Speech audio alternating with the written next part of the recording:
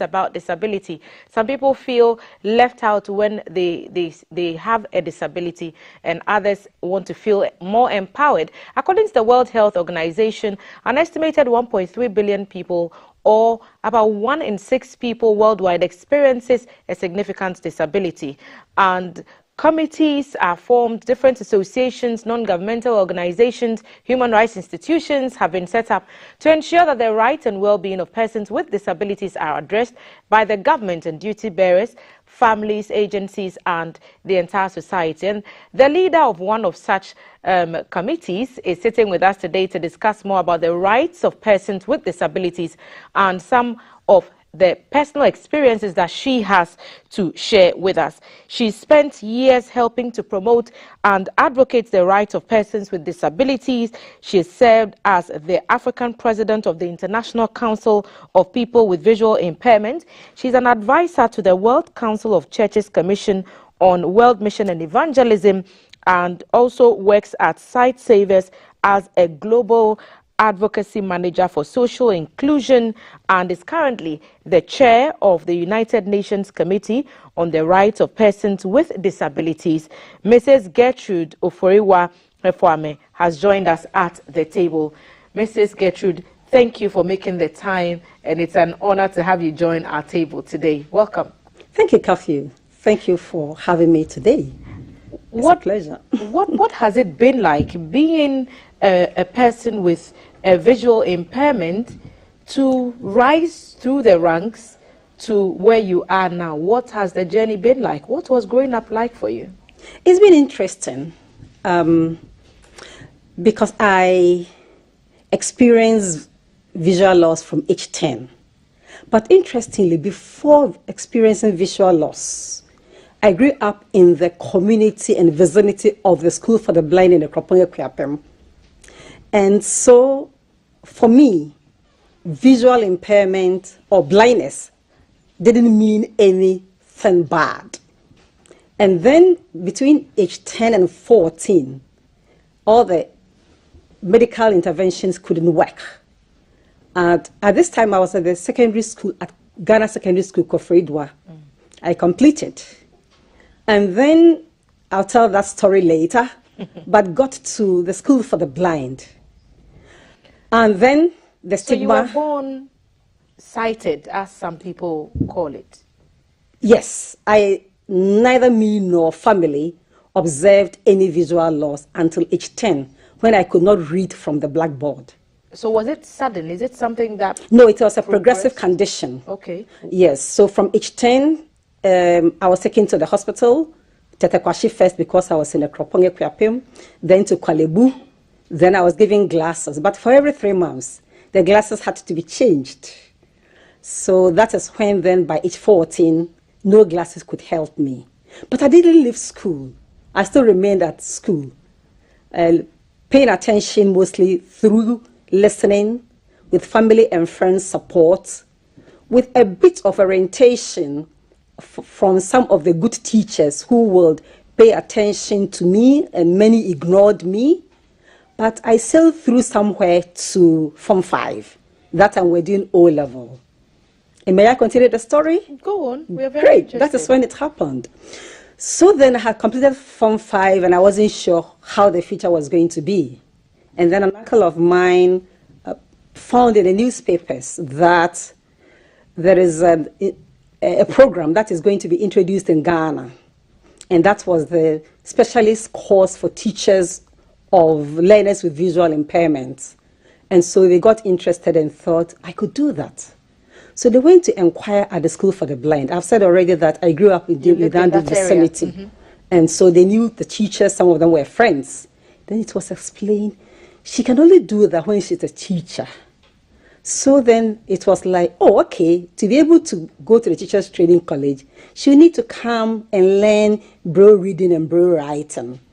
And then probably from there, she can go to the Teachers Training College. And then after being a teacher, she can pursue this course. So I was given a form to see my phlebotomist who signed. And then I go to the School for the Blind. And for me, with no problem, being at the school for the blind, I knew some of the teachers and their children already, and some of the non-teaching staff even then. But in the week, I went to the roadside. I'm not sure what I went to do. But then I'm from Ekropong. I'm a native of Ekropong. And I was named after a past Queen Mother, Ohimia Oforewa. So people who knew me when I was young would call me Ohimia Oforewa.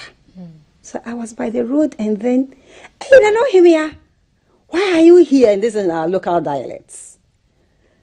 And I saw, I've enrolled at the school for, oh my God, is that the end? We had so much hope in you. We thought we were, so 3 people blowing left and right. How did that make you feel? Oh my Lord. Sad, confused. And so I walked into the school compound crying. And I don't know how many days and hours I cried. But I wouldn't tell the story to anybody. And also don't ask me who those people are, because as of now, I still don't remember them. So there might be some extended community people who knew me very well when I was younger. Was it hard transitioning from somebody who was one way and then going through those processes until you finally lost the vision? But for that issue, and then, so with the crying, something else happened. That weekend, so in the week, should I end my life? Should I continue? Should I leave the school? Ending your life? I didn't know what that meant though, but it came through my mind. And so then Saturday morning, I was called that somebody was looking for me from the Teachers Training College. It was like, me? In the first place, who knows me from the Teachers Training College? And who would know I'm here? But I went to see the person. And at that time, I had residual vision, in fact, quite enough vision to walk by myself and see things. It was writing, which was really difficult then, or printed work, I would say. And then I met a very young, beautiful lady, dressed in a blue check, well, neatly dressed. And so she said, yes, I'm here. And then she said, oh, did you complete secondary school at Kofredua, Ghana Secondary School? I said, yes. I said, you must be the one. I said, why? She said, well, a tutor from Wedge Secondary School came to supervise your oral education, oral English exams. And he observed how difficult it was for you to read. So he had in his mind to talk to you about Wenchi School. Because at that time, Wenchi was the only integrated school for learners with visual loss in Ghana at the secondary level. And so he had in mind, but he couldn't talk to me because the program ended late and it was a rainy evening. So when he went to the school, he went to the visually impaired students and mentioned that he met a Form 5 student who had difficulty in reading. And this lady, late Miss Grace Esmenua Preko, she said in her heart, I wish I meet her. But this was Form 5. And this was a time when there were not regular phone numbers and all those things. So in her mind, there was no way opportunity. Then she enrolled at the Teachers Training College and heard somebody from a secondary school had come to the school for the blind in the Ekropong. Those days, it wasn't common. You wouldn't find secondary school students coming to neither Ekropong School for the Blind or WA School for the Blind. Because those were basic schools. Yes, and had vocational. Okay. But it didn't have remedial or rehabilitation for people who were losing sight. Would you say that that's a problem now that you've come to this other side, that transition for people who have not had the benefit of learning to live with the visual impairments from the beginning, if they come into it later on in life, years later, there's no bridge to get them back to the basics, to teach them what it should be like to read, to speak, and to move around independently with a visual loss. You think that's a problem? It is a challenge of a sort, although there are mechanisms in place. Okay. So now the schools for the blind have what they call remedial and rehabilitation programs. Did that start with you? No, that didn't start with me. Many years later, even when I went to teach at the school before it started. And then the organizations of persons with disability. So one thing that we didn't add in my introduction, that I am an advisor to the Ghana Federation of Organizations of Persons with Disabilities. I'm also an advisor to the Ghana Blind Union. So these organizations are there to bridge the gap. The challenge the organizations are facing, not only these two, the entire disability community, is funding. It's a big challenge, and therefore the programs that they want to put in place is limited. They are not able to reach where they want to reach, and not able to do what, or we are not, because I'm inclusive. In your case, were your parents your sole means of finance and support when you got into the area of visual impairment? My parents were. The larger family support was also present, but the organization of the blind, because when I met Grace, as I was telling you, Grace had been blind from infancy. So he had been to the school for the blind, was already a member of the Ghana Association of the Blind and the Ghana Society for the Blind. Today, he's joined as one agency, but those days there were two separate agencies. So it got me to register with these two organizations, and I was very active. I was very active because meeting Grace was had so much impact on me. I knew I had life. Wow.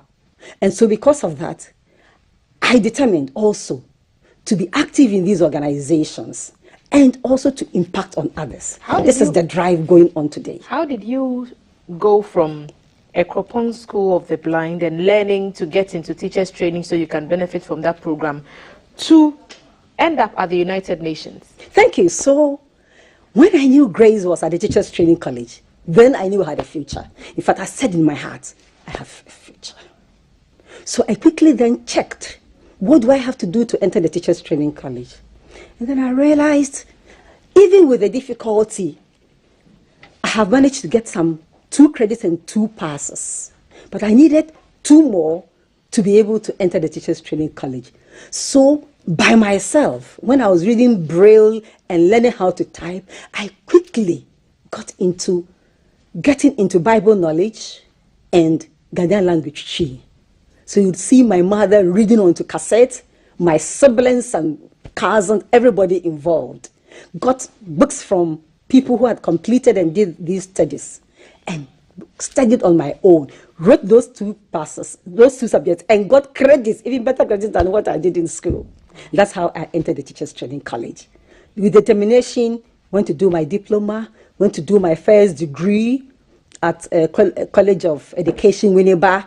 It wasn't enough. Went to do leadership and governance, the first visually impaired student that was enrolled at GEMPA, at the Leadership Masters, to equip myself with the skills so that, and thanks to Sight Savers, who sponsored me at GEMPA, and the place that I am working now, who have supported me with the support that I require, the encouragement, the respect. What is Sight Savers? Sight Savers is a non-governmental development organization who works towards avoidable blindness. So you shouldn't get blind from avoidable causes, and work towards equal opportunities and participation of persons with disabilities. And so with this engagement, I get the support I need, I get the encouragement I need, the systems are in place, and that is how we have worked. Today, as we are talking, Sight Savers is working on a campaign because the SDGs haven't sufficiently equipped us with the progress that we need. So as persons with disabilities and other marginalized groups, including women and girls with disabilities, we are far behind. And so 100 Days campaign is ongoing now, so that everybody involved will ensure that the progress that has to be made should focus on those who are far marginalized, like persons with disabilities and other marginalized groups, so that leaving no one behind should be reality. This is what we do, and this is what I have experienced, bringing me this far, and I encourage others to emulate. You've talked about the lack of finances, which make it difficult for all the plans and the policies and the programs that need to be in place for persons with disabilities like visual impairment. But I know that stigma is still a big thing.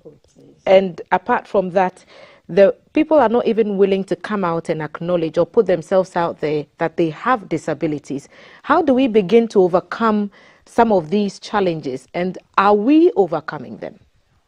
We are, but it's so slow. So because of our misconceptions about causes of disability, that some of them are due to the ill deeds of the individuals, the fear that we can be contaminated, and the fact that there should be a separate and second-class group of people. Most of the time, persons with disabilities are not respected, accepted, and encouraged, and are abused psychologically, physically, and all that comes with it. And because of that, they are shut down. And so we don't come out, or we are not allowed to come out. And this is affecting society because, just as you said, we form a significant population. And so when we are not brought to the fore and included at the same time when development issues are being discussed, the society and the community and the state is losing out. This is what we are doing to ourselves. Disability is not inability. Disability is a diversity of creation. And so persons with disabilities have to be included at the same time, irrespective of what we are doing. The only reason that it becomes important to pay attention to the disability is the kind of support that person may require so that the person can participate on equal basis with others. That is what the associations and organizations are available to do. That is what makes it important that sometimes there is a resource center to bridge the gap, but not to be packed behind and put later. We are doing a disservice to community and society's development. When you talk about the things that the disability community needs, one of the first things you hear is access. People just need access. Even that fight has appeared to be a Herculean one, because you advocate for some of these things to be put in place. Let's make all buildings disability friendly so that persons who have mobility issues can access. Let's make it friendly for persons with visual impairment so that they know where they are at all times and they are able to move around. Let's make white canes available for persons with visual impairment. It seems that those things always border on advocacy and appeal to emotions. So you're appealing to the hearts of people to voluntarily do something. What should be the policy to the effect that this should not be a request, but rather a right that you are owed, that you deserve? Thank you. So there is the Disability Act. Though it is not in compliance with the UN Convention on Rights of Persons with Disabilities, the committee of which I'm chairing, there are some elements of what you are just asked in there, but we ignore. I don't know whether coming here, there's another entry, but when I was climbing the stairs, the first thing that came into my mind is, okay, if I were a wheelchair user, but maybe there's another entry. We have a wheelchair access. So good. So people should come and learn from GBC TV so that there will be access. Not only do we need access for mobility and physical environment, we need access to information and communication. So as we are engaging now, people who are watching, I believe and hope that there is a sign language interpreter using sign language in what I am saying, so that people who are deaf are at the same time hearing just as I am saying. And if there are any inscriptions on the TV screen, then there should be a voiceover which doesn't come to everybody, but speaks to those who will tune into the voice-over description so that they will hear. Otherwise, them I'm excluded, and people like me will not see the inscriptions on the screen. So this is where accessibility is demanding. And it shouldn't be emotions. It's a right, and that the state, the duty bearers, and non-state actors should provide them without enforcing that when they provide, then we should tune to their songs. So it's okay that states should have invested in financing the organizations of persons with disability and still leaving them to be independent so that they can speak and work on the things that they work. Usually, organizations facing disabilities are not service-rendered organizations. We are advocacy organizations trying to share, trying to push, and trying to illustrate. Whenever we are doing programs, we are doing them because we are demonstrating to states, duty bearers, and all and sundry that it is possible. Otherwise, service rendering is not really what we are so much interested in, but to get the community, the state, and everybody, the ministries, everybody, the department and agencies to do their work, including persons with disabilities, and not leaving out women and girls with disabilities. In your position as chairman of the United Nations Committee on the Rights of Persons with Disability, what are some of the things that you are championing? What are some of the programs you are embarking on? Yes. What change are you effecting or seeking to effect? Thank you. So the changes are the content of the Convention of the Rights of Persons with Disabilities.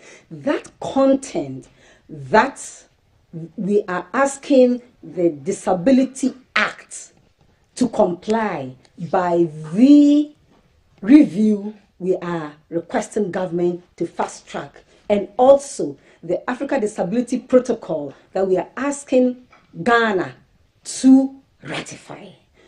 I'll mention a few. Employment.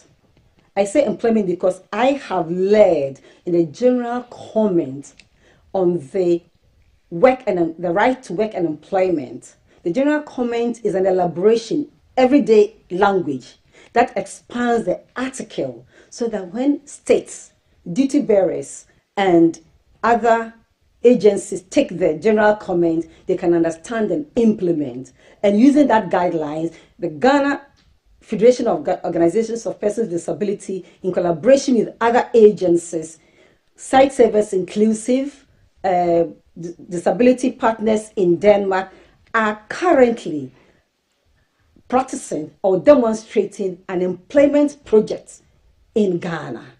We are also developing another general comment on situation of risk in humanitarian emergencies.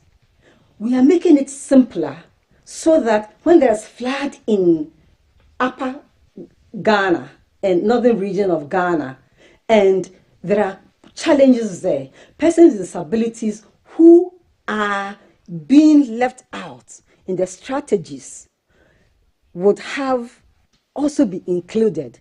We know about a lot of conflict. We are aware of the pandemic. We know about the environmental and climate changes that are taking place. And in all these, we observe that persons with disabilities, particularly children and women and girls with disabilities, are left behind. We are not part of the planning. We are not part of building the prevention, or not part of the protection when evacuation is taking place. And so we are left out. We die the more, we suffer the more, and the world at large. That is why, again, we talk about Equal Wealth Campaign. We have to fast track and make sure that persons with disabilities and other marginalized groups are in the center of what we do. And the committee states will come and engage with us and tell us how they are implementing the Convention on the Rights of Persons with Disabilities.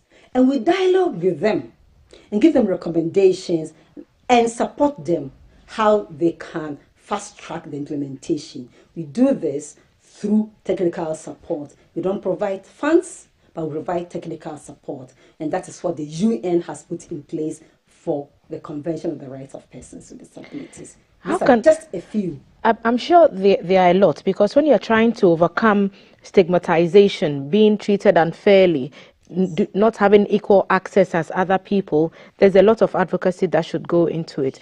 And because it's capital intensive, you're saying that there's not enough funds to go around. How can people reach you, and in what ways can they support? Tell us that before we rise from the interview. Thank you. It is not capital intensive. It is not. It's because we are making it so. If we are making everything inclusive and budgeting at the same time and leveraging, we realize that it is not capital intensive at all. So for instance, if we are making an access, remember that it is not only persons who are wheelchair users or persons with physical disability or persons with intellectual disability who will benefit. Pregnant women. I remember when I was pregnant, oh my Lord, to climb sometimes was a hell. Little children will not tumble over and everybody will be fast and we'll all gain. Because when you make an elevator, you don't make it only for persons with disabilities. Or if you make a good ramp, not the high one that people are falling over, you are not only making it for persons with disabilities. So to make it equal and easy, let's budget for disability inclusion strategy in every facet of our development. And then let's set out some budget to specifically empower and build the skills of persons with disabilities so that they can participate equally. But don't let us put it in our minds that it should be an afterwards. That's when we come to see, oh, it's too much. Oh, we don't have a budget. Oh, we don't have the time. Oh, no. If we do an inclusive budget, an inclusive planning, and it's part of the overall, we realize that it's manageable, it's possible, it's appreciable, and we get inclusive development. How can people reach you? People could reach the Ghana Federation of Disability. The office is at Adabraka, opposite the museum. Sorry, I've forgotten the box. Okay. But my number, which I can easily reach you, is 0244 32 6635. 0244 32 6635. When you reach me, I will link you to the Ghana Federation of Disability Organizations or any of our 9 members, whichever aspect, whether it's speech, whether it is deaf, whether it's visual impairment, whether it's psychological disability, whether it's Inclusion International, whether it's Share Care, any of the 9 members of the Federation, I will link you up. Mrs. Gertrude Oforiwa Fehwame, thank you for inspiring us with your story this morning and for all the work that you do advocating for equal rights for persons with disability. Your disability has not slowed you down, and I am just in awe of you today. Thank you for sharing your story with me and our public today. Mrs. Gertrude Oforiwa, you can call her Ohemia Fuwa, is the chair of the United Nations Committee on the Rights of Persons with Disability. She is an advisor to many disability unions, including the Blind Union.